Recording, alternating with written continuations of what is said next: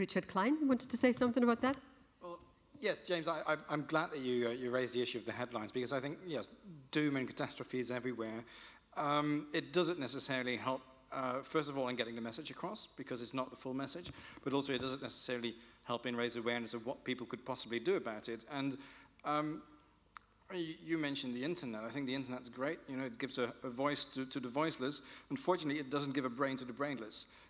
Lots of people can say whatever they do, and you know, every now and again when I feel bored, I browse around some of those very reactionary blogs, and the amount of absolute nonsense that is said about climate change, but also about the IPCC, is absolutely mind-boggling.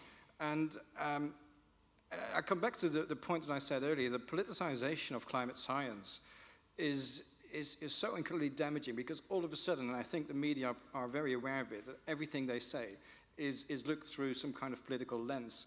And you know, I can't really see how you can be for or against climate science or climate change. I mean, it's like being for or against gravity. It's there, it exists.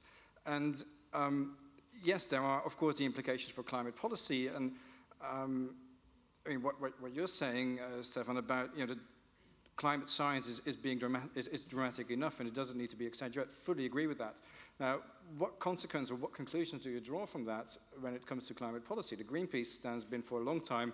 We need to absolutely put all our efforts into mitigating greenhouse gas emissions, and absolutely agree with that. But you also know that there is another side to the coin of climate policy, and that's adaptation. And Greenpeace has been, until recently at least, rather active in arguing that, you know, adaptation would be similar to admitting defeat, and therefore we shouldn't be focusing on trying to reduce people's vulnerability to events that are actually unavoidable, even if we limit ourselves to 2 degrees.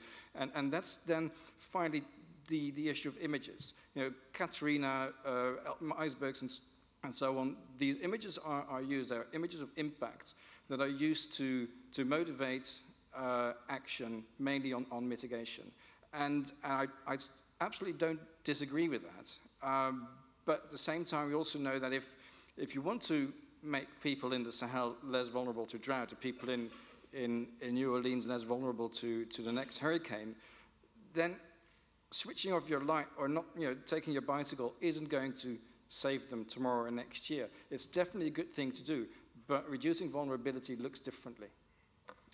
Okay, Otwin wanted to come in directly there? Yeah, I'm a little worried that we're starting again as somehow blaming the journalist for putting up sensational headlines, and we think, you know, as scientists, that's not justified.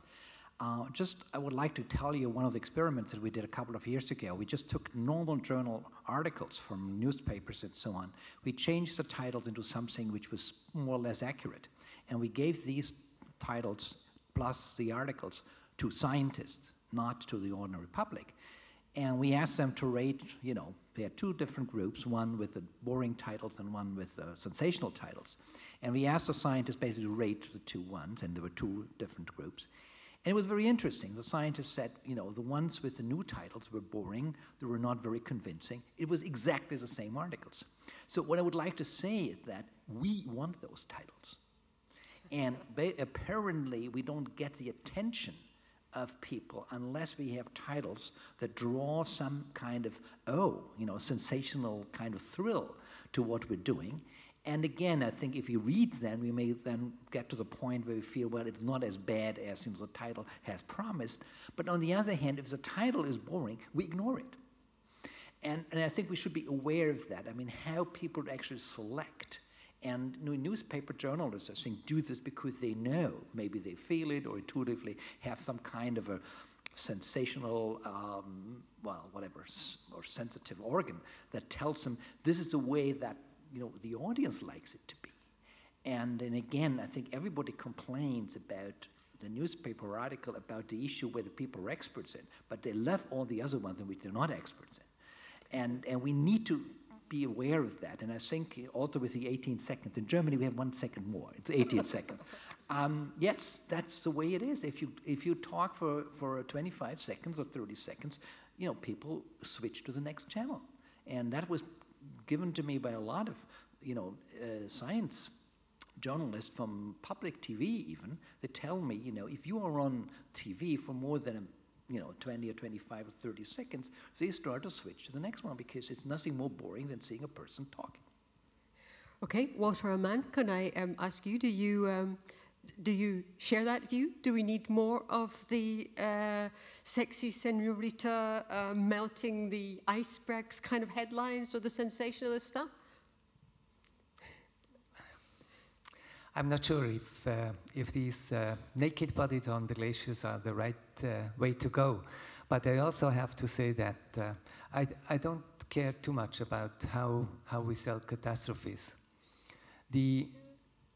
I'm much more concerned that we have whole sectors of preventing disasters not covered in our media, and we have to find ways how we are selling prevention.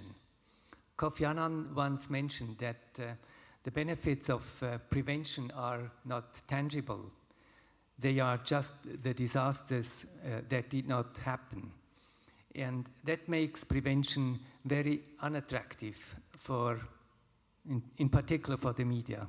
And I think there we have to find ways on how we can make prevention much more sexy, to be really, and to get the level of attention prevention needs for the future. Because if we are doing climate change adaptation, that's prevention.